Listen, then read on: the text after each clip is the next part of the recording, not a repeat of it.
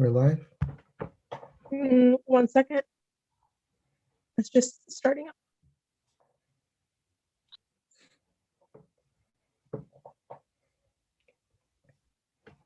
All right. Assalamualaikum, everyone. So today we are blessed to have some OSU students here with us today to kind of talk about their college experiences and what they would have wanted to know at your age, as you guys are mostly applying to schools and all that. So first, I'll start by introducing them each, and then we'll kind of just get into some questions that we compiled for them. So first, we have Arya Dabul. He is our current MSA Outreach Chair, a senior, I believe. I think, right? Yeah, senior.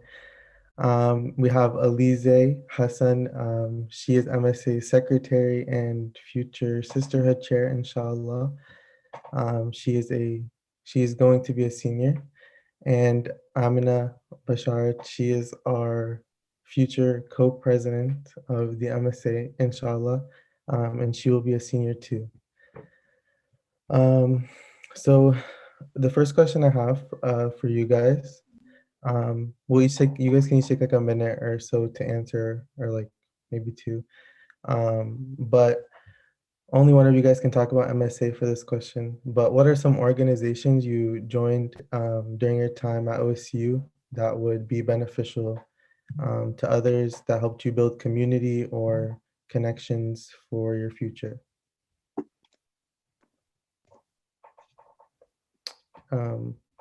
Alize, kick it off. Okay, yeah, I can go ahead. I'm like a part of like a few sprinkled out on campus. One being MSA, but I won't talk about that one because all those muzzies know. The second one though is I'm also part of the Pakistani American Student Association, so PASA. I'm also part of the pre-dental club here at Ohio State, and so that one helped a lot with kind of getting connected into dental school and like pre-professionalism and how to, build those interactions with the people in the College of Dentistry here at Ohio State. And it provides a lot of resources and things. So I was very grateful to find my community within the pre-dental club as well. And I also am a part of Student Alumni Council here at Ohio State. And that's kind of an interesting club. It's more focused around kind of giving the dynamics of Ohio State and the traditions. So we do a lot of like planning for homecoming and pep rally and all those things. And on top of it, it's more of just like fostering a sense of tradition and, connectivity with campus. And it's really cool because we also get to interact with alumni from Ohio State. So it helps with networking people if you ever want to get into a different field, and you'll know like almost several different alumni just from Ohio State that you can get connected with, and they can help give guidance, locations, and all these different things. So it's been really fun just like joining different clubs here at Ohio State, because the best part is that there is so much of a variety and you can just find your place wherever you want to be. But yeah. Thank you. Abia, do you want to go next?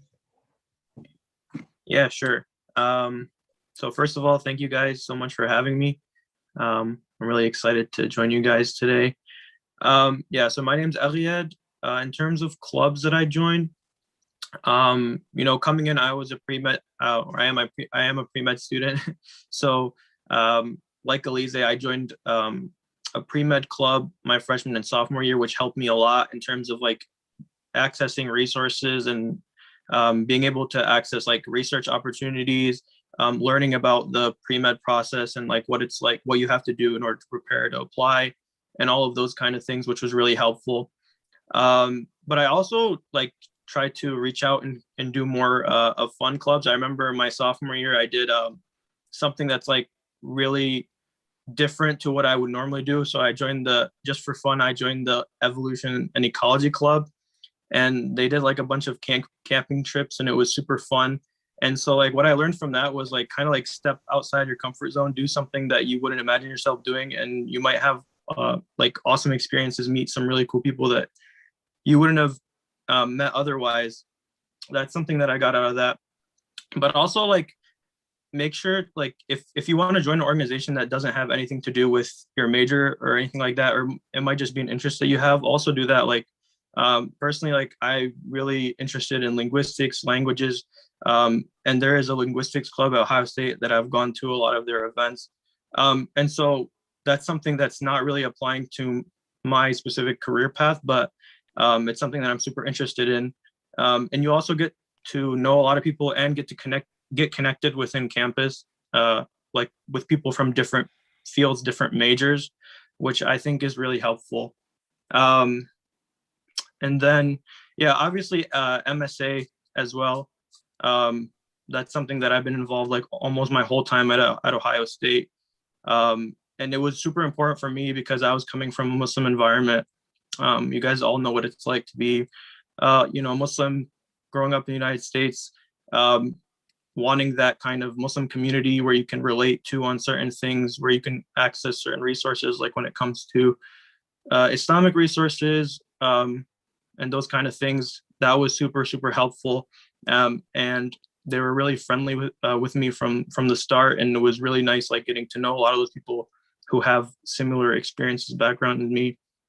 But yeah, my advice, like in terms of joining clubs, would definitely be go outside your comfort zone and don't like, I remember when I went to like the involvement fair my freshman and sophomore year, I was super intimidated because there's like so many clubs, especially at like a huge university like Ohio State. There's like so many clubs and I felt like I had to sign up to like a ton of different clubs. My advice was don't worry about like the quantity of organizations that you join, like just worry about the quality. Like if you join one or two organizations but you're really involved and you're really getting to know people, that's more valuable than being in like 7 different clubs that you just go like every 2 months and you don't really know anybody. So just don't be overwhelmed. Like don't feel forced to join organizations. Like join them because you genuinely want to and you want to know people. That's the advice I would give. Thank you so much, Amina. Hi guys, I'm Amna. I feel like I'm gonna echo a lot of what Alize and Aviad have already said, but just to like name off a few of the organizations I'm a part of, MSA, of course, but I have a little bit of a different story with MSA. When I came into OSU, I was definitely very shy and like very intimidated to get involved in the community and just like meet new people. So it took me a whole year to actually come out to MSA. So I only started getting involved my sophomore year. And that was a huge lesson that I learned in terms of just like, don't like hold back, just like put yourself out there. And even though it is really, really scary, I do regret missing out on that whole year. And I wish I did have that coming in like right from the get-go. And then some other organizations like Alize mentioned, like PASA, Pakistani American Students Association. And it's only been like this year where I've gotten a lot more involved with them. And again, like what I learned from that is that I don't know why I held myself back for the past like 2 years and especially freshman year, because the experiences that I am having right now through MSA and PASA are really, really beneficial. And I've been learning a lot. I'm meeting a lot of new people and just like growing as an individual too. So it's really good to just put yourself out there and get involved. And then some of the other ones that I'm a part of are STEP, which is the second year transformational experience program. And I actually serve as an ambassador for that program this year. And basically, if you're a second year student, they provide you with, I believe it's $2,000, and you can pursue any sort of like research opportunity, internship, job experience. So you write a proposal, you get a budget together and you have to submit that. And almost always it's approved because they really want students to just be able to pursue any sort of academic endeavor that they want. So they're really easy with providing that 2,000. And a lot of students learn a lot from that experience as well. Just because it's outside of the classroom, you're gonna learn some more like real world experience. So I definitely would recommend looking into that program as well. And then 2 other ones that I really enjoyed are Adopt a School. And that's a really small organization on campus that I feel like a lot of people don't know about. And unfortunately, we weren't able to do it this year because of COVID, but I did it over the past 2 years. And you basically go to a local elementary or middle school, like everything is assigned to you. So you don't have to worry about like all that. And you volunteer in a classroom and you just like help out with the students and the teacher.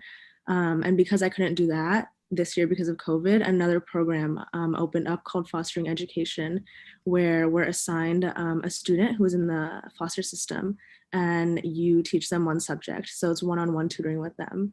And I really, really enjoy that as well, just because it's a little bit more different from like the religious or cultural organizations, or more like academic or internship type focus. It's more just like service and just doing something that's a little bit different. So I feel like it's nice to have a good variety of organizations where you can sort of dabble in all your interests. So yeah. Thank you guys so much. I'm sure that was very helpful to everyone. Hopefully you guys are taking notes. But next, I have a more like deeper question.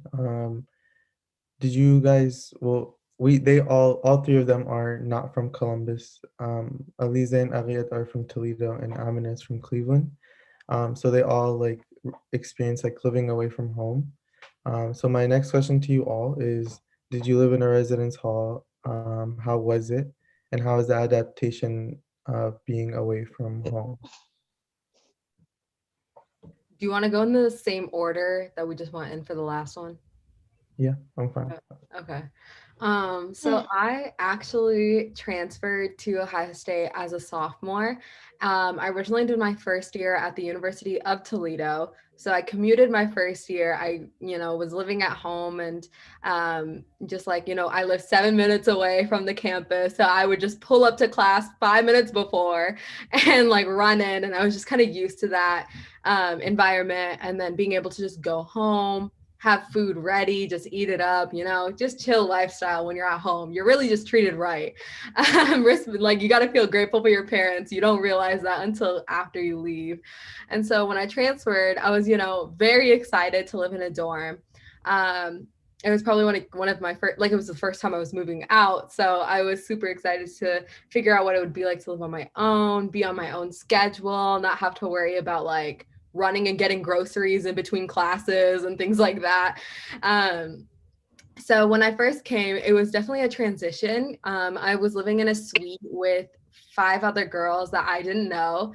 So I was a little intimidated. I was like, oh my goodness, this could go so many different ways, but thankfully they were all very, accepting, and I felt very comfortable with them, even as like a Muslim. Like I was the only Muslim in my suite. But I still felt comfortable enough to share with them all the different things, and like pray in my dorm, and like be able to feel as if I could live amongst other people without feeling as if there was this barrier of me being a Muslim at all. And I felt that that was something that I got to experience for the first time, that I can still hold on to habits that I had from home and still take them with me like out. And I thought that was kind of cool. But yeah.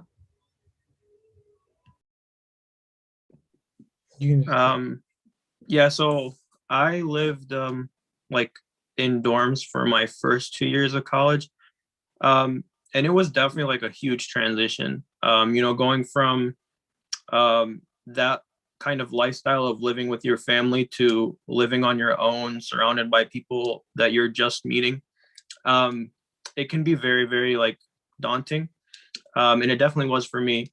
But I think it's just trying to take advantage of the situation in order to grow as a person. Because I felt like, there's a lot of things that you have to learn how to do. You need to learn how to become much more self-sufficient. You need to learn how to structure your time, you basically just structure your lifestyle, because there's nobody there around you who is going to tell you what to do, or tell you what time you have to do this, or anything like that. And so that's like probably the biggest thing about living alone. You have more responsibility. And I think more responsibility tends to make you, grow as a person, and kind of develop habits that will help you the rest of your life, to be honest. So it was a lot harder than I imagined it would be. I was like the typical high school kid that was like, man, when I go to college, I'm out. I want to go to a different city. I want to live on my own. And you tend to like, you really like start to appreciate things that you took advantage or took for granted before. And you definitely miss your family a lot. And so something that I made sure to do was to try to call my parents every day. That's something that I still try to stick with, because, you know, living alone can be a bit daunting and scary. And so it's definitely good to keep in touch with the people that you're comfortable with, the people that like have known you your whole entire life, to try to like maintain that sense of normalcy in your life. That was definitely super important. But yeah, and in terms of like living in a residence hall, there's a lot of like stuff going on around you and stuff, and especially as a freshman in a residence hall, there's a lot of activity, and it's very easy to feel like, you know, to feel like that sense of feeling of you want to be a part of what's going on, you don't want to like miss out on having fun and those kind of things. So it was definitely a challenge trying to like balance schoolwork and like social, that those first years in the residence hall. But I would say just like try to develop good relationships within your building, within your like within the people who you're living close with, good solid friendships that you guys can kind of like work together on things, like study groups. Those kind of things help a lot. They helped me for sure. But yeah, I would just say like don't be afraid to reach out to new people. Living alone is going to put you in uncomfortable situations, but I think uncomfortable situations are where you can grow the most.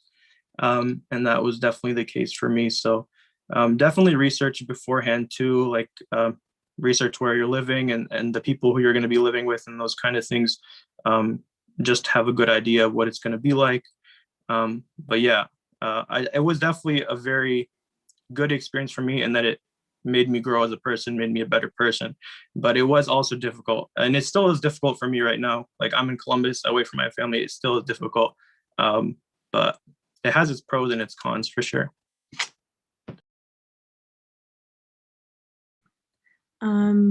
So I also lived in the dorms for the first 2 years. I lived on South Campus with one other roommate my freshman year, and then I lived all the way up on North Campus in a single dorm my sophomore year. And so freshman year, again, like I came into OSU just like very shy, like very intimidated by the whole transition process. And so I tended to just like coop myself up in my room a lot, which definitely was not good, because it made me even more shy. But it was just like hard to get involved. And a huge thing, like you had mentioned, is like missing family. It was the very first time that I was ever away from home. And I have like 3 brothers, and so I'm very, very close to them. And so it was really, really hard being away from them, along with my parents as well. And also you're just like living with a new person in such a confined, tight area. And my roommate was fine. There's no like issues there, but I just think I had trouble from going from like having my own room for so long and having that space and that privacy, to having to share an itty bitty little dorm room with another girl. And again, the fact that I would keep myself like locked up in my dorm definitely didn't help with that either. And so that's why I lived in a single my sophomore year, just because I was like, I don't know if I can live with a roommate again, just because it was a little bit difficult. But I don't think it was the actual roommate aspect itself that was difficult. It was just all the other things on top of it, just like the stress, anxiety, worry, missing home, school. It was all of that that sort of like piled up. And then, like I mentioned, sophomore year, I lived alone. And thankfully, like, again, like I got very involved my sophomore year, with like MSA and other orgs. And it happened in like a perfect way. Like the timing was perfect, because even though I was living alone, I got a lot more involved on campus. But if I wasn't as involved, I definitely think like the loneliness would have gotten worse, given the fact that I was literally living alone. So I didn't have anyone to like come back to. So I'm really grateful that things like aligned really well in terms of like the timeline. And a big thing too with living in the dorms is just like food.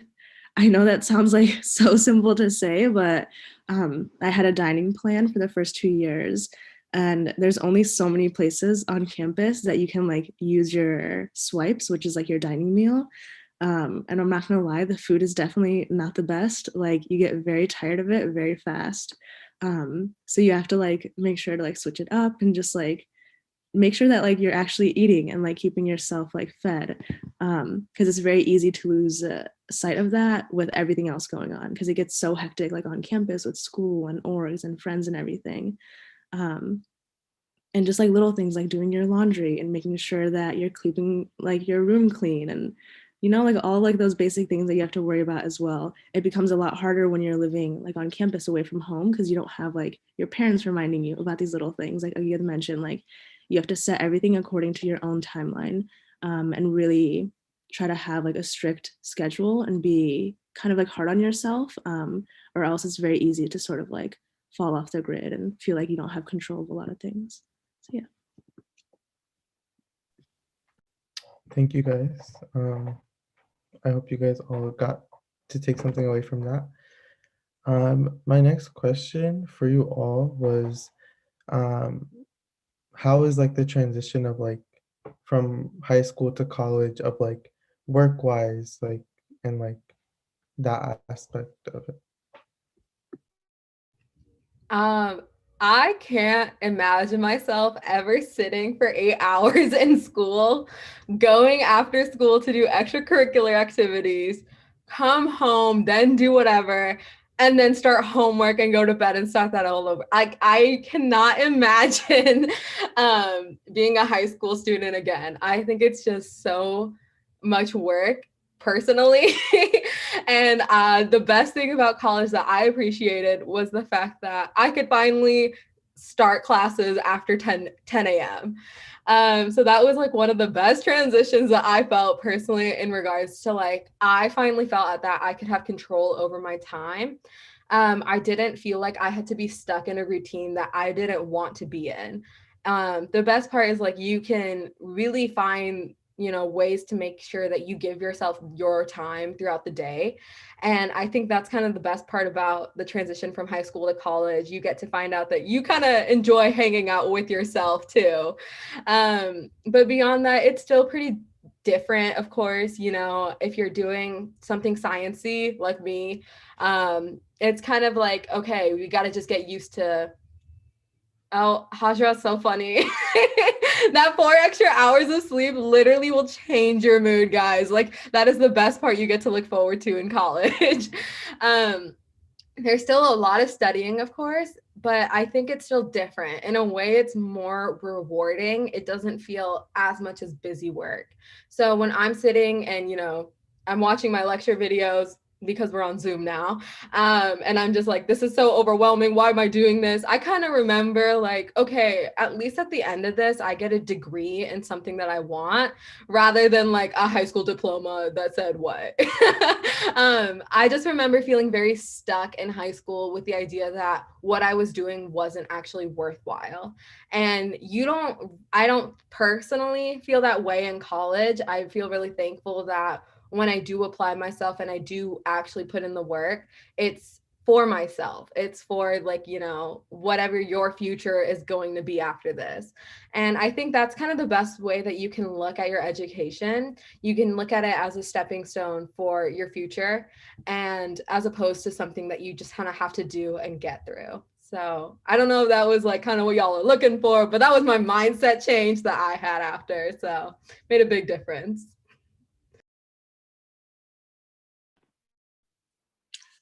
Yeah, the transition was huge for me too. Like Elise said, just like the transition between, having to like sit 8 hours in school when your classes are all one after another, to like a less structured format of your classes are certain times and they're more spread out throughout the week. It definitely is nicer, but it also comes with the fact that I feel like in college with classes, there's less structure in general than in high school. In high school, everything is very regimented, structured. You're doing this, you're in the same classes every day. And so it's more of like a routine. College, you have to impose that structure, I feel like, for yourself. Like you have to implement that structure for yourself. Like no one's going to tell you to do your homework. No one's going to tell you to show up to class even.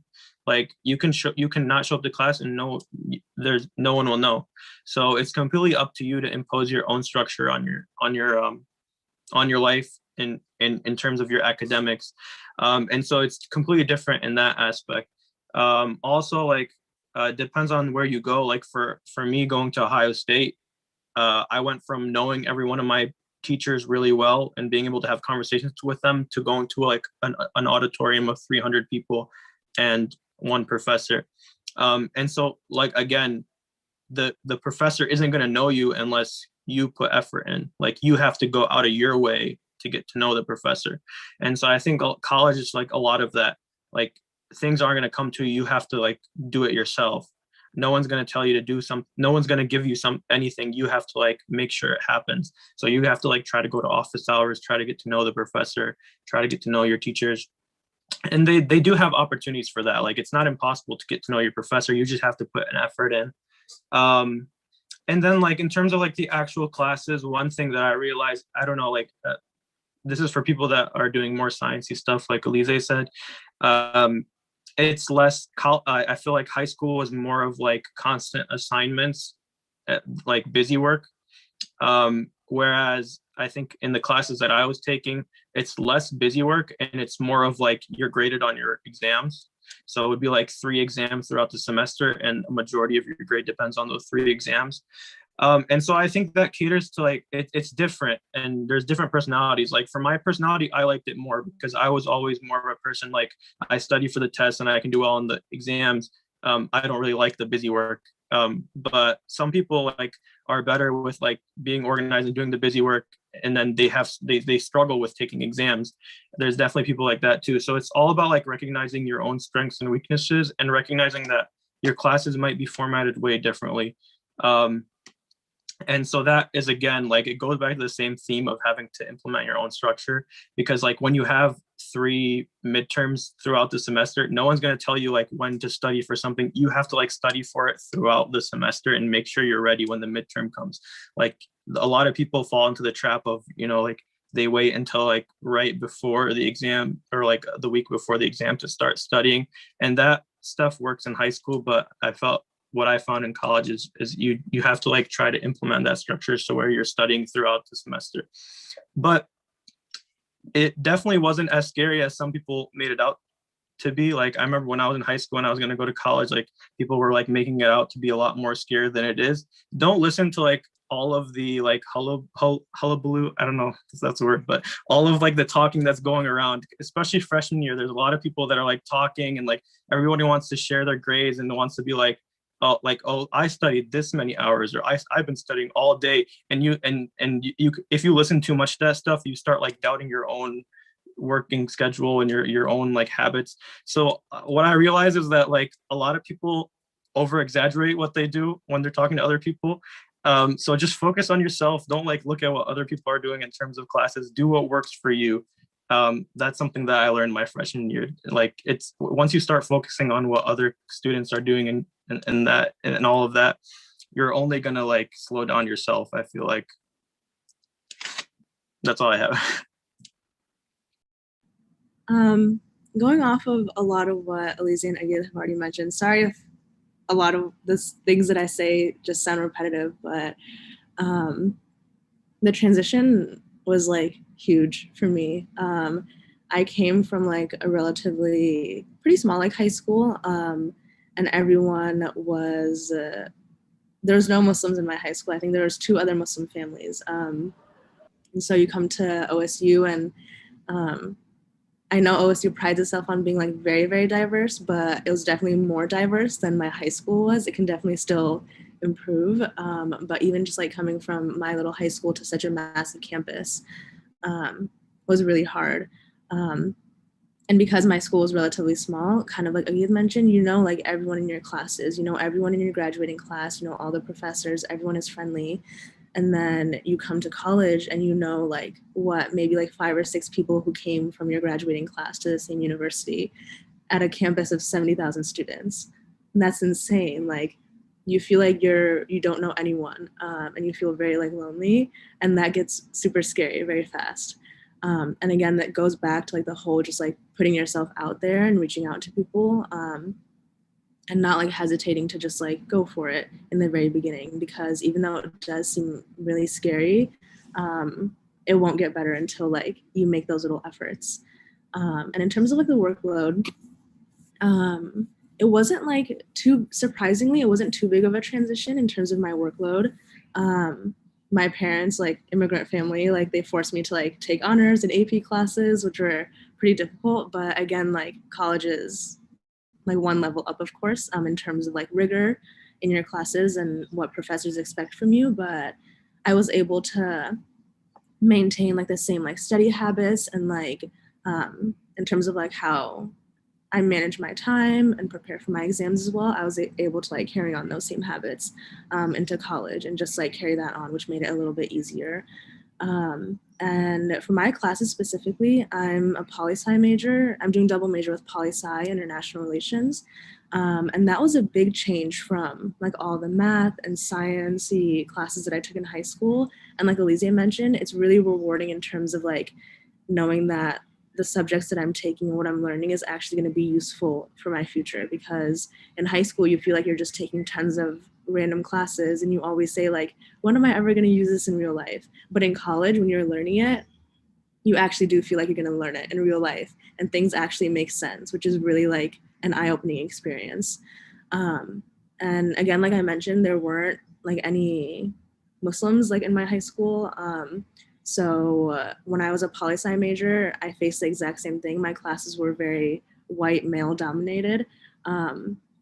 I can't remember the last political science course that I took that had a Muslim female in it, which is very scary to think about. But then I picked up my double major in IR, and then I started seeing more people who looked like me, which was a little bit more relieving and like reassuring. So it's like important to like sort of recognize where you stand like within your major and like within that community, but also like don't let that like hold you back whatsoever, because we need more people like us in those fields. So yeah. Thank you guys. For this one, we can have Amina go first, so she doesn't keep feeling like she's an echo. But we're gonna go back to kind of the question of moving out. Someone brought up a great question to me. They want to, well, everyone wants some advice on how to convince your parents to let you move out. I got you guys on this one. So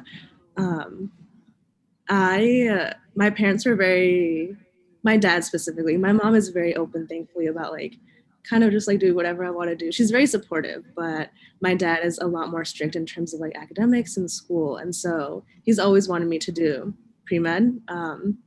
And he still kind of pressures me to do it. Like even to this day, when I'm graduating in 1 year, whenever I go home, he always asks me, like, if I talk to my advisor about switching my major. I'm like, nah, it's not happening. But when I was applying to colleges,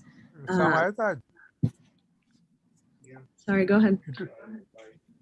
He took his bike, right? Yeah, I just called him, so he was probably on bike. Rita, can you mute him?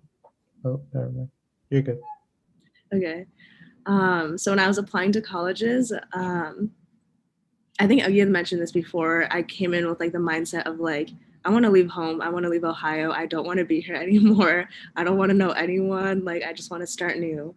And so my dad forced me to apply to Case Western. I'm from the Cleveland area, and Case Western, if I would have gone there, it would have been like I would commute like Elise did with Toledo. And I didn't want to apply to Case, but it's a very good school, especially for pre-med. And so I was forced to apply there, and I prayed that I didn't get in because I genuinely didn't want to go there. And then a few of the other schools that I applied to, a few safety schools, were out of state. And those were just to sort of like have a backup in case Ohio State didn't work out. And Ohio State is actually really sad. It was the last school that I got into, and it was my last pick. I didn't want to go here. I refused to come here because the thing with my high school is that roughly like 20 to 30 kids from our graduating class come to Ohio State. And so these were kids that I saw in high school who, and I don't mean to like sound rude, but like I would compare myself to them, and I would think that like I deserve to like go to a better school in comparison to the kids who were ending up at Ohio State as well. Like I felt like I deserved better based off of the work that I put in during high school. So I would be like bringing myself down when I thought about coming to Ohio State because I thought I deserved better, but I was very stubborn when I accepted my offer to Ohio State. for multiple reasons. Again, just because I didn't want to end up at the same place where a lot of the kids from my high school ended up, and I didn't want to stay in Ohio. But thankfully, it was far enough where I could like go away from home and like live on campus. But in terms of like convincing your parents, I think the biggest thing is to be like adamant, but also to just be very respectful. Like your parents, everything that they say, hopefully, like is with very pure intentions and for your benefit, even if we don't see that. And I know it's very cliche to say, but like my parents always say this, like we're older, we have more experience, just like more wisdom and knowledge, and they do. And so they want to do whatever is best for you. So it's really important to like listen to their advice, because my dad was the one who told me to apply to Ohio State. Because again, I didn't want to come here. It was the last school that I applied to and last school that I got into because I applied so late.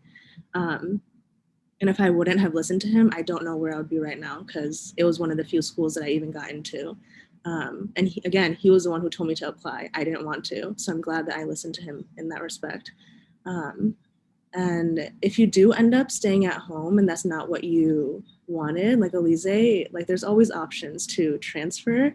And undergrad it's only 4 years, which sounds like a long time, but like I'm telling you, I'm almost done with my 3rd year and time flies by so fast. It goes by so crazy fast.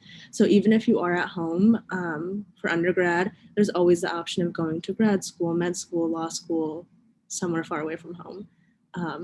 So yeah. I don't care who goes next. Up to you. I'm not going to say a lot because I had an older brother who went out of town for college, and that made it a lot easier for me because I think my parents were already used to it.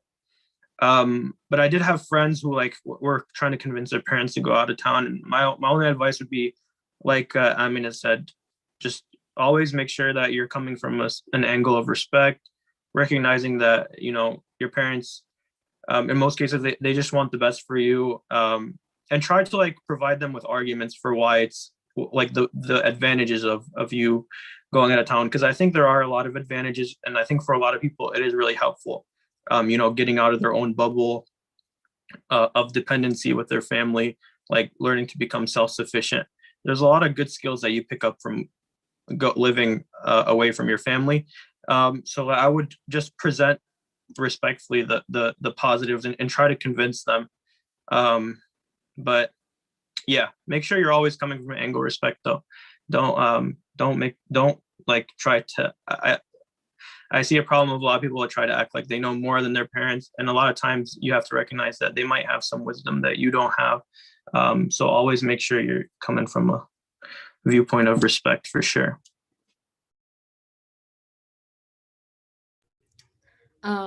Parents are, this is always a fun topic, you know? You just like always gotta have that conversation, I guess. And there's always never gonna be a right answer. But I, you know, did live at home my first year and it was nice, but also I was like, I cannot visualize myself doing this for another 3 years. Like it was definitely the university that I was attending. It was like a lot of different factors in that sense that I didn't feel as if I could stay there, but I was like, no, I need to be gone. And thankfully, you know, my parents did like support me, and they also, you know, wanted me to feel like I was self-sufficient, and they could tell that I already was, kind of just based on the way that I was living at home.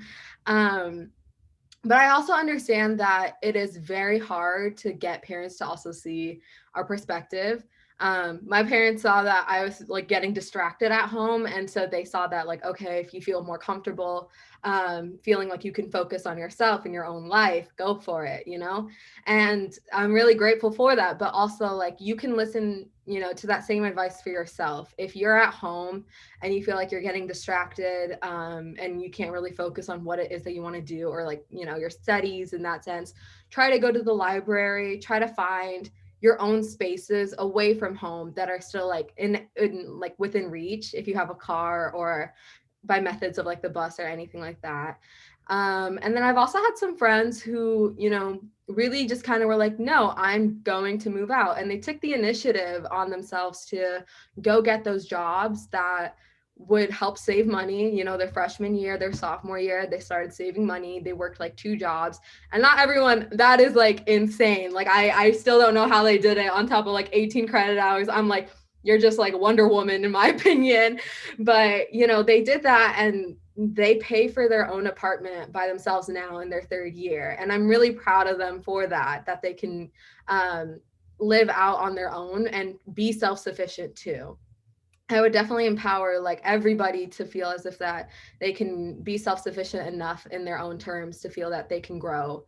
And if you also can't, you know, leave home, still try to like make that money if you can, if it is within your reach. If it's also not, like if you need to focus on studies like me, like I'm very fortunate that I didn't have to worry about like monetary means, but I was definitely focused more on my school. Like school was very stressful to me. I feel like I want to do well and I don't know how to balance that if I did work.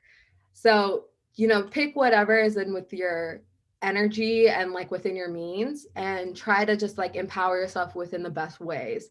And once you do that and you increase your, you know, own empowerment, you'll become self-sufficient. And I think ultimately once you start acting self-sufficient, your parents will start seeing that too. They'll pick up on it and they see those things and they'll have regard for that too. But yeah. Thank you guys for that. I hope you guys all got some advice on that. Um, I'm still at home though, so clearly it didn't work for me. But another question for you guys. Um, like what made you choose your major? And then if you struggled with choosing or like finally deciding on one major, how did that process work for you? And we can go and Amina, you can go first here. Thank you.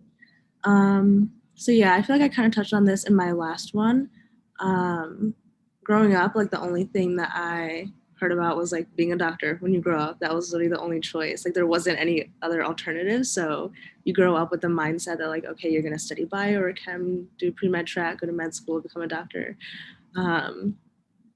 But when I started taking like some of my AP classes, I took almost all of like the science ones because I really wanted to see like what science subject like interested me. And when I wasn't enjoying them, I was like, there has to be something out there that I actually enjoy. So I took AP Chem, AP Bio, AP Environmental Science, and AP Physics. And I hated every single one. Like I genuinely did not like a single one. So I was like, how am I gonna go on to study this for 4 years in undergrad and then in med school, and then residency, and then do it for the rest of my life. And so I had like talked to my dad like a few times. Like I sat down with him like very seriously and was just like, this is not something that I enjoy doing. And so I don't want to continue doing it for literally the rest of my life and just not be like happy in what I'm studying and what I'm pursuing. And again, like very respectfully, I was like, I do acknowledge like why you want me to study that. And I see the benefits of it, of course. But like in my heart, I don't want to do it. And so in high school, I was also very lucky to be a part of this organization called Mock Trial. And that's like, it's all like kind of like made up, but it gave me like a good sense of like, kind of like the court system and like attorneys and like how the legal system works a little bit. And again, like it was such like a small scale, but it was enough for me to like hold on to and be like, this is something that interests me outside of school, outside of like the maths and sciences that I've been taught my whole life.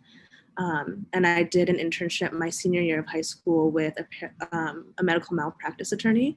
And I really, really enjoyed that. And it was very cool. I learned a ton and he took me to like trials and I got to like meet judges and different types of attorneys and got to talk to them about their experiences. So again, it wasn't like anything too crazy where like it won me over and I was like, this is exactly what I want to do in my life. But it was enough for me to be like, maybe this is something that I can pursue.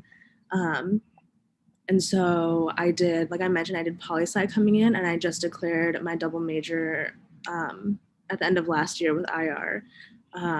And the reason why I did my double major is because, again, like I'm not entirely sure what I still want to do. Inshallah, the plan is to go to law school. And that's like the pressure that's sort of being put on me by my parents as well. But I don't know if that's necessarily what I want to do in the long run in terms of like sitting in a law firm and being an attorney and going to court and practicing cases. I would much rather get into like nonprofit work or like policy work or doing something for like a government office like Congress or for the Senate. But yeah, I still definitely struggle with my major. Like I mentioned, a lot of the people in my classes, they don't look like me. So it's really hard to, I stand out in all my classes, and we talk, especially in like my poli-sci classes, my IR classes, we talk about things that sometimes make me like feel targeted and uncomfortable. But I know that like if I'm not in that space, then like it'll be harder to face those in the long run. So I'm glad that I'm getting that experience now in undergrad. And again, like I still doubt my major. I'm not 100% sure on it. And I feel like that's important to say because a lot of the times we see people pursuing whatever degree that they're pursuing, and they're very like adamant about it. And I'm really glad that people are like 100% sure about what they're studying. But I think in all honesty, a lot of people are very unsure, but they're not completely honest about that because it's hard to admit that. You want to make it seem like you know exactly what you're doing, which is what a lot of students do. And it makes people who don't know what they're doing feel like they're the only ones going through that. So I think it's important to acknowledge that. And it's okay to not know because that's totally normal. And so many students experience that. But just sort of like, don't be afraid that if like you have an interest in somewhere that's not like the traditional like engineering or law or medicine, like don't be afraid to pursue that. I know a lot of students who do like the traditional like bio pre-med, but they do like a history minor or like a music minor or a theater minor. So yeah, just like don't hold yourself back. Yeah, I think I covered a lot of important things there. I came into, when I was a freshman, I was an exploratory major, so I didn't have a major when I came in. And I definitely like went through that process of not knowing what I want to do. And I would echo the sentiment that, yeah, it's completely okay not to know what you're going to do going into college. Because yeah, like Amina said, there's a lot of people like that. You're not the only one. And it's completely normal. And you should definitely try to get to know a lot of different fields before you make that decision, because it is a huge decision. But yeah, I would say take advantage of advisors. That's something that I never was a big like advisor guy or counselor. Like, I don't think I talked to my high school counselor like once during high school. I was always like, I'd rather research things on my own and make my own decisions. But you know, when it comes to these kind of things, it's really important to talk to advisors. They're gonna know like which courses you should take. You know, if you're not 100% sure of which major you want to do, but you like know a general like grouping of majors that you're interested in, then they can like advise you on taking courses your first and second year that can be used in a lot of different majors. So that way you're not like taking courses that you're not going to need eventually when you pick your major. So yeah, definitely like try to make use of like the advisors at the specific institution that you're at. What I found is they're usually really, really helpful. They make you feel a lot more comfortable about what you're doing. And yeah, definitely don't be like me. My freshman year, I was like prideful and like was like, oh, I don't want to see advisors, or maybe just I was like sometimes just forgot to like schedule advisor meetings and stuff. Definitely stay on top of that. They're super important, and they can save you a lot of like headache in the long run. Like if you're taking courses, like the worst feeling in the world is like taking a course that you eventually don't need, and it's like a waste of time, and for a lot of people it could be a waste of a lot of money too. So you definitely don't want to. You definitely want to make sure that you're taking courses that are going to help you in the long run and help you with your major. And I think that's why it's super important to talk to advisors, and they'll make you feel a lot more comfortable about your situation. Like when I went in, like I said, I was undecided. So I didn't know I had no idea what I wanted to do. And they made me feel a lot more comfortable with that, because a lot of people that were going to college with me like knew exactly what they were going to do. And what I found was like a lot of people that think that they know exactly what they're going to do end up changing their minds. So it's definitely more normal than you think. So yeah, definitely take advantage of your advisors and try to do like shadowing opportunities, try to get in the field. I know it's hard right now with COVID and everything, but try to get an idea of what it's actually like working in the career. Because yeah, it is a huge decision and you should definitely take your time with it. Yeah. Picking your major is a fun topic, you guys. That's like, everyone knows it. She highlighted some important words, the idea of, everyone being a doctor around you if you're pretty much like within the Muslim community, Desi community. And then also, I don't know, it's just a big one. But personally, I really was like very confused. I took in high school my AP bio class my sophomore year, and I was like, I'm gonna do so well in this because I'm gonna be a doctor, you guys. Like, I already know like the stuff is just like in my blood. Like, I'm just gonna be a pro. And then I got like a 2 on the AP test and was like, okay, hold on, we gotta like reevaluate some things here. And I was just like immediately like shattered that I didn't get a topic like on the first go. And I was like, oh my God, am I even fit to be a doctor now? And like the imposter syndrome was just raging, And so I was like so nervous about choosing like if I was supposed to be in medicine that I was like, maybe we should just like go explore other avenues. And I was like complete polar opposite for a minute in high school and was like, I'm going to become an ambassador one day, you guys. I am going to go and do like pre-law and I'm just going to be just like so cool and everything. And I'm going to write, the most amazing documents. And I was like in Model UN and I was like, look at me. I kind of know things about human rights policies. Like, I'm kind of cool. Okay. And then of course senior year comes and you got to start applying with the major in mind. And I was very nervous that I literally met with an advisor in high school. I don't know why I was this person, but I was like, I can't do pre-med. I just cannot do this. And my parents were like, this was like the most heartbreaking news that I could have told them at like 17.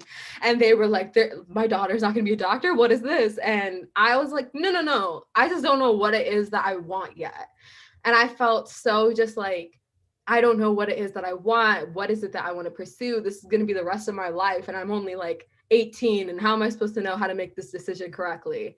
And it's gonna be the most like overwhelming thing initially. And I think that's where a lot of like your internal anxiety can come from. It's the idea that you don't know if you're on the right path, and you're not gonna know ultimately at 18 years old because you are just 18. So I ended up then doing pre-dental. I was like, I think this is a good little middle ground between medicine and then still having some like artistic ability with my hand skills, and then having ultimately like, inshallah, my own business, like my own practice. Like, I knew I kind of wanted to be my own boss. I never wanted to work in a hospital, but I still had such an interest in science. And I was like, not that bad at it that I could still pick up at it. So I then, transferred here, and I was like initially a bio major, hated biology because of my AP bio PTSD that I was having, and I was just like so scared of it. So I switched to neuroscience when I came to Ohio State, and the advisors here were very honest with me. Like, they were very just like, if this is something that you want, like if you're very into science, if you're very into like all these different things, this is going to be for you. But if you want humanities, you have to look elsewhere. And so I kind of realized that I had to make a decision, and I felt very just kind of like lost. I felt very unguided. For all my little kids, for all my little homies out here that want to do science but don't actually know what, I would definitely recommend looking into public health. I feel like that's also a really good middle ground to find in between like sociology and humanities, on top of learning with how it impacts our health industry. And I think that that was something I had never heard of. It was one of those majors that I think I found out about a little too late. And honestly, that's kind of the only thing that I felt a little upset about. So if I'm like honestly trying to like tell anyone, like any freshman, it's like, if you feel like you aren't fully certain about what it is you want to do not feel afraid about choosing the exploratory program, because I'm sure they can offer you so many more resources than you could find on your own. Because even if you're doing what you think you're doing, there's always going to be other doors out there that people will honestly like have open for you that you just didn't even know about, and you can definitely find all those different things. Ultimately, like, I also was going to pursue a Spanish minor, and I realized that wasn't something that I wanted to do after a minute. So I also dropped that, but I don't find it as a waste of my time. I realized that it was kind of nice for me to realize that I wanted to stick with science classes after I started doing more of the Spanishes and GE humanity classes. I realized I was more reaffirmed with what I wanted to pursue. So you kind of discover this in college. It's not going to be an easy thing that you can decide on overnight. Some, yes, others, not so many. Yeah. Wow, thank you. That was really good answers for every single question. Um, First, again, I would like to say thank you to all three of you for coming out and spending an hour of your Saturday letting us know about your college experiences. You all had great stories. Um, that is the end of our session, but I would ask all of our speakers to stay for a second, and also all of the My Impact members stay on for a few minutes as well.